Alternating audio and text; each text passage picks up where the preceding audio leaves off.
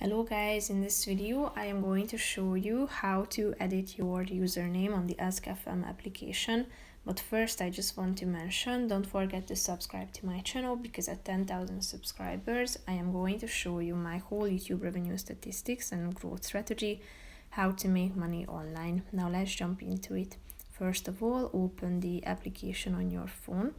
Then go to your home page by tapping on this home button down below on the right side, on the left side corner of the screen, and then tap on this profile icon that you can find in the upper left corner.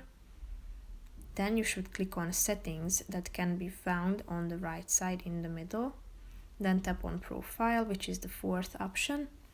Here you can find this full name section at the top, so tap on it in order to change it. Here you can find your current username that you can delete by tapping on this X button, and then type in the new name that you would like to change it for, and after that tap on the save button in the upper right corner of the screen, and as you can see it is displayed at this full name section that it has been updated.